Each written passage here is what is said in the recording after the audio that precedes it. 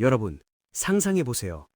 일국의 최고 사령관이 전쟁터에서 겁에 질려 말 위에서 대변을 지리고 도망쳤다면 어떨까요? 요즘으로 치면 대선 후보가 생방송 토론 중에 도망가는 것보다 더한 망신이겠죠. 1573년 미카타가하라 전투에서 도쿠가와 이에야스는 당대 최강 다케다 신겐에게 처참하게 깨집니다. 목숨만 겨우 건져 성으로 돌아온 그에게 부하들이 죽은 바지에 실례를 하셨습니다. 라고 하자 이에야스는 이건 변이 아니라 허리띠에 묻은 된장이다. 라며 말도 안 되는 우기기를 시전합니다. 그런데 여기서 소름 돋는 반전이 일어납니다. 그는 자신의 그 비참하고 못난 얼굴, 공포에 질려 해골처럼 변한 그 얼굴을 화가에게 그리라고 명령합니다. 바로 미카타가하라 전상이라는 그림이죠. 그는 이 그림을 평생 곁에 두고 보며 다시는 자만하지 않겠다, 이 치욕을 잊지 않겠다고 다짐했습니다.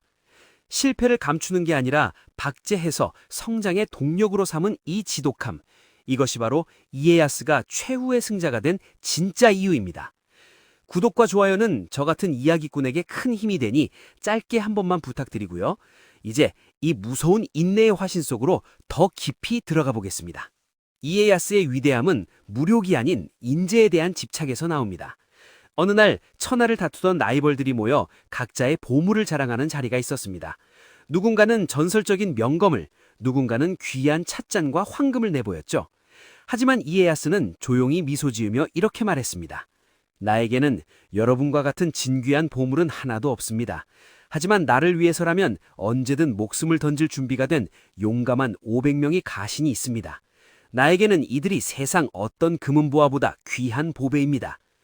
이 말 한마디에 좌중은 숙연해졌습니다. 물질은 뺏길 수 있지만 사람의 마음은 빼앗을 수 없다는 것을 그는 알았던 거죠.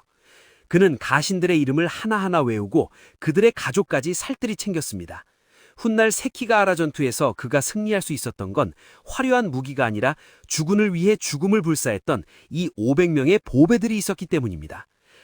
진정한 부자는 통장의 잔고가 아니라 곁에 있는 내 사람의 숫자로 결정된다는 사실. 정말 무릎을 탁 치게 만들지 않나요? 리더라는 자리는 때로 인간이기를 포기해야 할 만큼 잔혹합니다. 이에야스에게 가장 고통스러운 순간은 언제였을까요? 바로 죽은 오다 노부나가로부터 내 아내와 아들이 적과 내통했으니 죽여라 라는 명령을 받았을 때입니다. 여러분, 상상이나 가시나요? 내 자식과 아내를 내 손으로 쳐다내야 가문이 살아남는 상황 말입니다. 당시 이에야스에게는 두 가지 선택지가 있었습니다. 노부나가의 반기를 들고 맞서 싸우다 장렬하게 전사하거나 아니면 눈물을 머금고 가족을 죽여 충성을 증명하는 것이었죠. 이에야스는 후자를 택했습니다. 그는 아들을 할복시키고 아내를 처형했습니다. 비겁하다고 비난할 수 있겠으나 그는 나 하나의 감정보다 가문 전체의 존속이라는 무거운 짐을 택한 것입니다. 이 비정한 선택이 있었기에 도쿠가와 가문은 멸문지화를 피하고 훗날에 도모할 수 있었습니다. 일본 역사를 관통하는 유명한 비유가 있죠. 오다 노부나가가 두견새가 울지 않으면 죽여버리고 히데요시는 울게 만들겠다는데 이에야스는 울 때까지 기다리겠다고 했습니다. 사람들은 이걸 두고 이에야스가 수동적이라고 생각하지만 사실 이건 엄청난 전략적 계산입니다. 그는 적이 스스로 지칠 때까지 혹은 상황이 자신에게 유리하게 돌아갈 때까지 에너지를 비축했습니다. 요즘으로 치면 존버의 원조라고 할까요? 무리하게 시장에 진입해 에너지를 낭비하지 않고 경쟁사들이 서로 싸우다 힘이 빠질 때를 노려 시장 전체를 먹어버리는 플랫폼 사업자의 마인드였던 셈이죠. 풍신수길, 즉 히데요시가 이에야스를 견제하려고 그를 척박한 땅, 에도, 지금의 도쿄로 강제 이주시켰을 때 모두가 이에야스의 몰락을 예상했습니다. 당시 에도는 바닷물이 들어오는 쓸모없는 늪지대였거든요. 요즘으로 치면 강남 금사땅이 땅에서 쫓겨나 전기가 안 들어오는 오지로 유배간격입니다. 하지만 이에야스는 거기서 화를 내는 게 아니라 삽을 들었습니다. 그는 대규모 수로 사업을 벌이고 늪지를 메워 비옥한 땅으로 탈바꿈시켰습니다. 히데요시가 화려한 성을 쌓으며 돈을 쓸 때 이에야스는 묵묵히 사회 기반 시설을 닦으며 실질적인 경제력을 키웠습니다. 결국 그 늪지대는 훗날 세계 최대 도시 중 하나인 도쿄가 되었습니다. 위기를 기회로 바꾸는 경영 능력이 정말 대단하지 않나요? 이에야스는 어린 시절부터 꽃길과는 거리가 없었습니다. 6살 때부터 무려 12년 동안 이 집 저 집 전전하며 인질 생활을 해야 했습니다. 아버지는 암살당했고 어머니와는 생이별했습니다. 인질이라는 건 언제 죽어도 이상하지 않은 파리 목숨과 같습니다. 그 어린 소녀는 12년 동안 숨을 죽이며 남의 눈치를 보는 법, 상대의 의중을 읽는 법을 몸소 익혔습니다. 강한 자 앞에서는 머리를 숙이고 뒤에서는 칼을 간다. 이 생존 본능이 훗날 그를 일본 최고의 전략가로 만들었습니다. 요즘 우리 아이들이 학원에서 공부할 때 이에야스는 생사의 갈림길에서 실전 인간학을 전공했던 겁니다. 1600년 일본의 운명을 가른 단판 승부 세키가하라 전투가 벌어집니다. 이에야스의 동군과 히데요시 충성의 서군이 맞붙었죠. 수적으로는 서군이 유리해 보였지만 이에야스에게는 수십 년간 다져온 사람 마음을 넣는 기술이 있었습니다. 그는 전투가 시작되기 전에 이미 수많은 적군 장수들에게 편지를 보내 내 편에 서면 땅과 명예를 보장하겠다고 포섭했습니다. 결국 전투터에서 적군이 우리 편으로 돌아서는 드라마틱한 상황이 벌어지고 단 6시간 만에 승부가 결정됩니다. 전쟁은 칼로 하는 게 아니라 정보와 협상으로 하는 것임을 이에야스는 보여주었습니다. 세키가하라에서 승리하고 일본의 실권을 잡았을 때 이에야스가 가장 먼저 한 말이 무엇인지 아시나요? 바로 승리했을 때일수록 투구의 끈을 조여라 라는 것이었습니다. 보통 사람 같으면 이제 내 세상이다 라며 잔치를 벌였겠지만 그는 달랐습니다. 그는 승리에 취해 자만하는 순간이 바로 패배의 시작임을 알고 있었습니다. 그는 죽을 때까지 검소하게 살았고 자식들에게도 엄격한 교육을 시켰습니다. 승승장구할 때일수록 리스크 관리를 철저히 하는 애프터 서비스 정신. 이것이 도쿠가와 막부가 260년이나 지속된 비결입니다. 이에야스는 지방 영주들이 반란을 꿈꾸지 못하게 기막힌 제도를 만듭니다. 참근교대라고 해서 영주들이 1년은 자기 영지에, 1년은 에도의 도쿄에 머물게 하고 가족들은 에도에 인질로 두게 한 거죠. 요즘으로 치면 모든 지방자치단체장이 1년마다 가족을 청와대 근처에 두고 서울에 와서 지내야 하는 법입니다. 이 과정에서 영주들은 이동 비용으로 엄청난 돈을 써야 했고 자연스럽게 군사력을 키울 돈이 말라버렸습니다. 대신 물류가 발달하고 도로가 닦이면서 경제는 비약적으로 발전했죠. 칼이 아닌 시스템으로 평화를 유지한 이에야스의 행정력은 현대 국가 모델로 봐도 손색이 없습니다. 이에야스는 무조건 서양을 배척하지 않았습니다. 영국인 항해사 윌리엄 애덤스를 자신의 고문으로 삼아 서양의 조선 기술과 포수를 배웠습니다. 하지만 그는 종교가 정치를 흔드는 것은 극도로 경계했습니다. 기독교가 퍼지면서 신분제가 흔들리자 과감히 금교령을 내렸습니다. 철저하게 실리를 따진 거죠. 기술은 가져오되 체제를 흔드는 사상은 막는다. 요즘의 중국이나 중동 국가들이 서구 기술은 선호하지만 문화적 침투는 막는 것과 비슷한 전략입니다. 그는 일본의 안정이라는 목표 아래 모든 외교 관계를 조율했습니다. 이에야스는 죽어서도 전략적이었습니다. 그는 유언으로 자신의 시신을 니코 동조궁에 모시고 내가 사후의 신이 되어 도쿠가와 막부와 일본의 평화를 수호하겠다고 선포했습니다. 스스로를 신격화해서 후손들이 권위를 잃지 않게 장치를 해둔 거죠. 실제로 니코 동조궁은 화려함의 극치로 지어져 도쿠가와 가문의 위엄을 상징하게 되었습니다. 죽어서도 나라를 다스리겠다는 그 지독한 역책임감 혹은 권력욕. 여러분 어떻게 보시나요? 그는 마지막까지 완벽한 시스템을 구축하고 떠난 경영자였습니다. 이에야스는 당대 보기 드문 장수 모델입니다. 75세까지 살았는데 당시 평균 수명을 생각하면 지금의 100세 장수와 비슷합니다. 그 비결은 바로 매사냥이었습니다. 그는 단순히 놀라고 사냥을 간 게 아닙니다.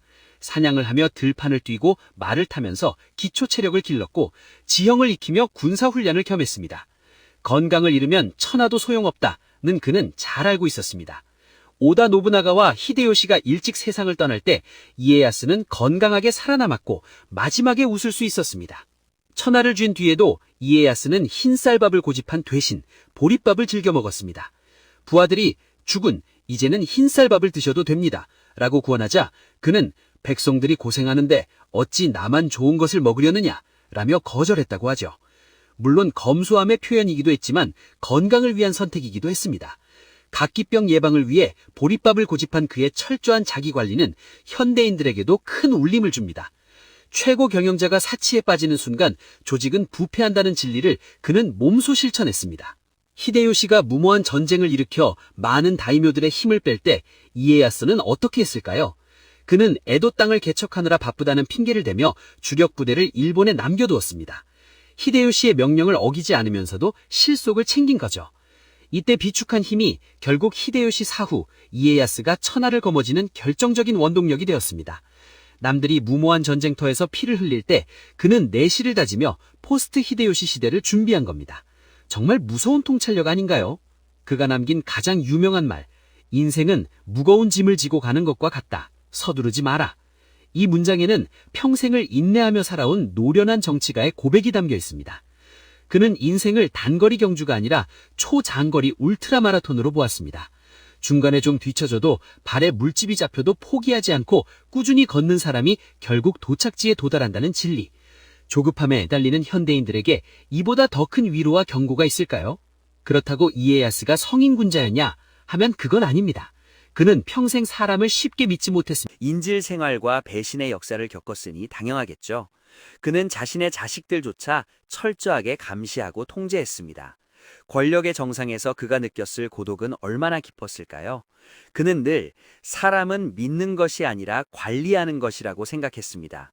이 차가운 인간관이 안정된 정권을 만들었지만 따뜻한 인간미는 부족했다는 평가를 받기도 합니다. 현대 경영학 관점에서 이에야스, 완벽한 리스크 매니저입니다. 그는 항상 최악의 시나리오를 대비했습니다.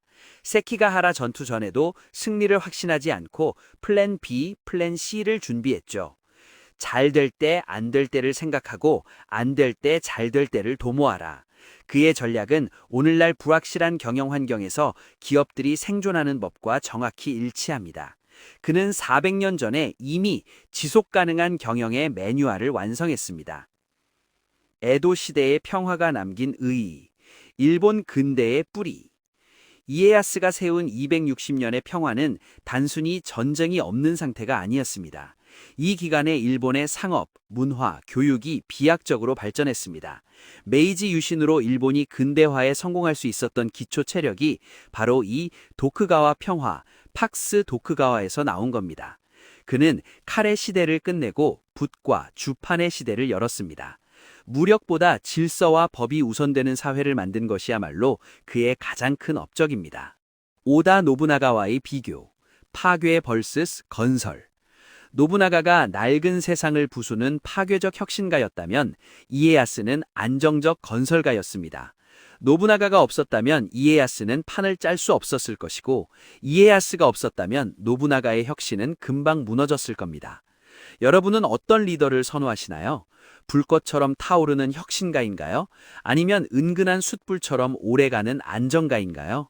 역사는 이 두 사람이 조화를 이룰 때 비로소 전진한다는 것을 보여줍니다. 에필로그. 당신의 투구끈은 안녕한가요? 오늘 이에야스의 삶을 통해 우리는 인내와 준비의 가치를 다시금 되새겨봅니다. 인생은 서두르지 않는 자의 것이다 라는 그의 말은 무한 경쟁 속에서 지쳐가는 우리에게 잠시 멈춰서서 투구끈을 다시 조여보라고 권하는 듯합니다. 여러분, 지금 당장 일이 잘 안 풀린다고 낙담하지 마세요. 이에야스도 60세가 넘어서야 비로소 천하를 얻었습니다. 늪지대를 일구는 마음으로 오늘 하루를 버텨낸다면 여러분의 에도 역시 반드시 화려한 도시로 거듭날 것입니다. 오늘 이에야스의 이야기가 여러분의 가슴에 묵직한 인내의 씨앗 하나를 심어주었기를 바랍니다.